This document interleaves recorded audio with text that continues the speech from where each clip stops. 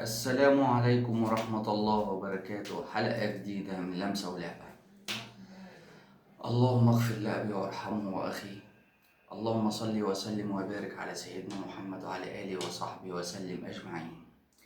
في ليلة ما أجملها ليلة أضاء فيها أهرامات الجيزة باللون المارد الأحمر. افتتاح وتسمية استاد الأهلي باستاد فودافون بحق رعاية يصل إلى 1,350,000,000 جنيه. حق رعاية وانتفاع لمدة 25 سنة. 25 سنة هيظل الاسم اللي على الاستاد استاد فودافون. استاد فودافون هو استاد الأهلي. مش عيب لما يكون الاستاد مش متسمى باسم النادي. بعد 25 سنة ممكن الأهلي يسميه بأي مسمى يختاره. عندك استاد أرسنال اسمه إيه؟ استاد الإمارات. شركة الإمارات الشركة القوات قوات الطيران الإماراتي هو اللي باني الاستاد فمسميه باسمه. عندك برضو استاد مانشستر سيتي اسمه ايه؟ الاتحاد. وهكذا. مش عيب ان يكون اسم الاستاد بتاعي مش على اسم نادي. نيجي بقى لأهم حاجة حصلت اليومين اللي فاتوا دول، ولجنة الحكام ورئيسها عصام عبد الفتاح. هنرجع تاني للاحتواء وروح البروتوكول وكده، وهيفبركوا لنا دوري جديد للزمالك. طلع علينا اتحاد الكورة ولجنة اتحاد الكورة بعد ما رويز مشي، قال لك سوف نختار ما هو مناسب للفترة الحالية. يجي كان من المرشحين سمير محمود عثمان وياسر عبد الرؤوف. طبعا عشان دول ناس هيشتغلوا وهيبقى في ناس من الحكام الكتير اللي الزمالك محتاجها علشان ياخد بطولات، فما جاش معاهم.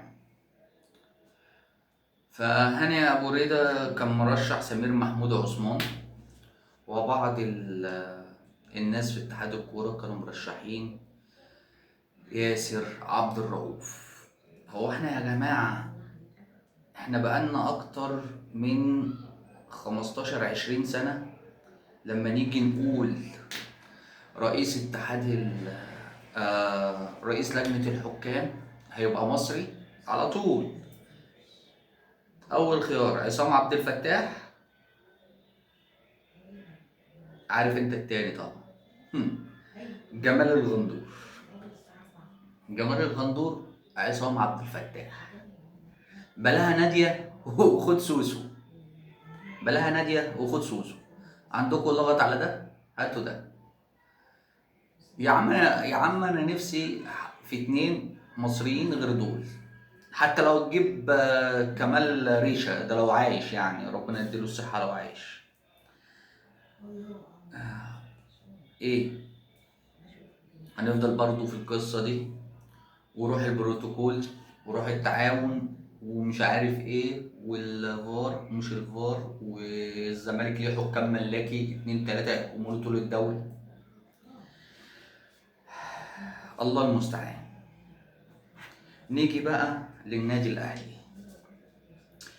في لعيبة خلاص خلال ايام هتسمع عن تجديدها للاهلي.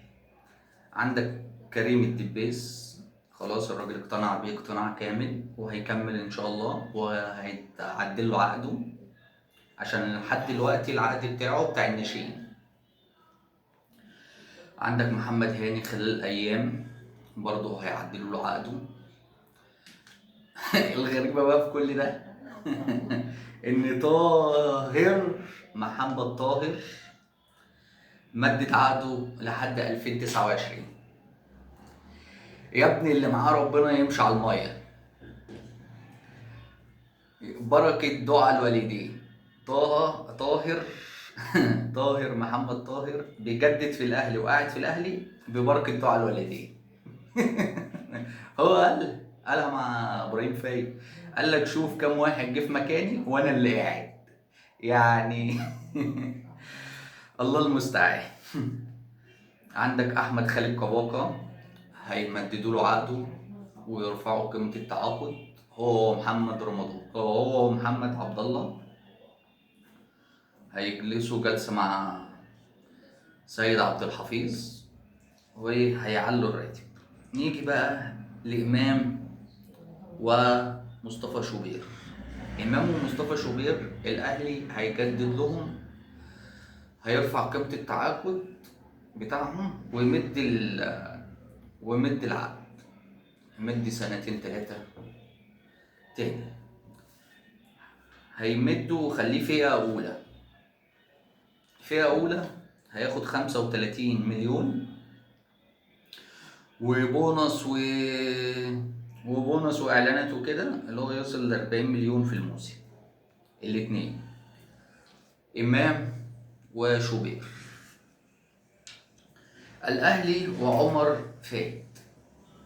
عمر فايد تحت مجهر الأهلي، بس عمر فايد جايله درجة تانية من إيطاليا، والراجل برجح لو ما راحش إيطاليا هو عاوز طبعا يكمل في أوروبا، رغم اللي هو على فكرة ناشئين الأهلي ومشي قبل ما يطلع الإعارة بتاعت فنربخشة، مشي قبلها بسنتين. المقاولين خدوا فباعوا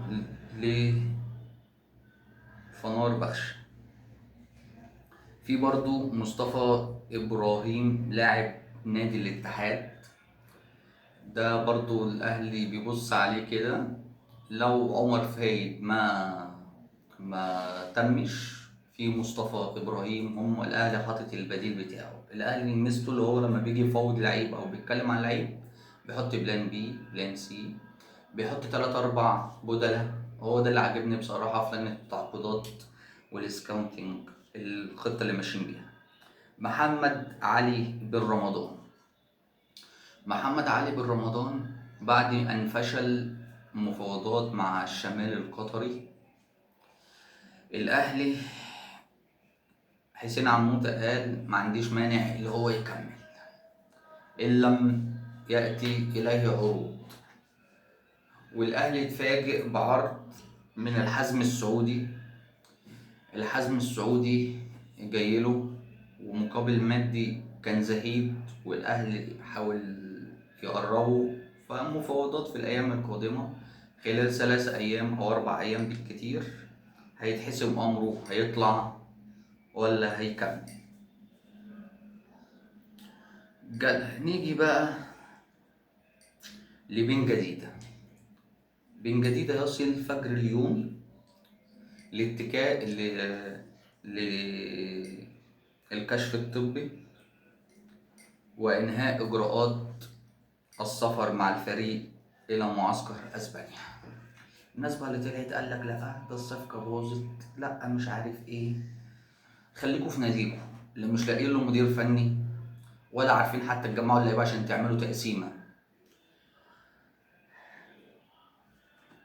نيجي بقى لجلسة حسين لبيب وهشام نصر وجون إدوارد بخصوص المدير الفني. جون إدوارد قال لك أنا أتعهد إن الزمالك أجيب له مدير فني خلال أيام، وأتعهد بذلك وهاخد قرض بضمان إن المدير الفني لو منجحش هيدفع هو القرض ده من جيبه. أراك توزع من مال أمك. اه. وفي الاخر الدولة تدفع ديون الزمالك وسدد المديونات عشان الرخصة. مبروك الرخصة يا زمالك، مبروك الرخصة يا زمالك، مبروك الرخصة يا زمالك. بس سؤال لازم كل زملكاوي عاقل وذو عقل: يا قوم أليس فيكم رجل رشيد؟ من أين لك هذا؟ نيجي بقى اللي بيقول لك البط الكيني ومش عارف عزبة أبو عثمان الصومالية اللي هتلعب في الكونفدرالية. لما تيجي تعمل كده سيرش على الأندية المشاركة في الكونفدرالية السنة دي، هتلاقي من مصر العملاق الكبير الأهلي 12 دوري أبطال أفريقيا، زد الصاعد حديثا من 3-4 سنين، ووصيف الكاس. نيجي لتونس الصفاقسي، وما أدراك ما الصفاقسي، صالة وجالة في بطولات أفريقيا والبطولات العربية. الاسم الكبير، الاسم الثالث في تونس بعد الترجي، بعد الترجي وبعد الأفريقي. يجي الترجي الجرجيسي، فريق من أندية الوسط. الجزائر يجي اتحاد العاصمة، ده كده كده واخد بطولة الكونفدرالية، ده ملاكي بيبات فيها كل سنة، بايت فيها. وشباب بلوزداد اللي كان واخد الدوري السنة اللي قبل اللي فاتت، وكان معانا في بطولة أفريقيا اللي فاتت. الجيش الملكي المغربي من المغرب اللي وصل نهائي السنة النسخة الماضية قدام سان داونز، دوري الأبطال طبعا، عشان احنا عارفين مين اللي وصل مين اللي وصل الكونفدرالية النسخة اللي فاتت النهائي واتغفل. غفلوه، هلفتوه مش غفلوه خلوهم يعيطوا ويقول لك سلمنا على البط الكيني. طب طلع لي البط الكيني من الانديه اللي انا بقول لك عليها دي يا عم. انا غاوي بط، انا احب البط، بحب الوراك والجناحات. خليك انت بس في ناديك. والرجاء، وما ادراك ما الرجاء. نيجي ليبيا، اهل طرابلس الليبي وحسام البدري.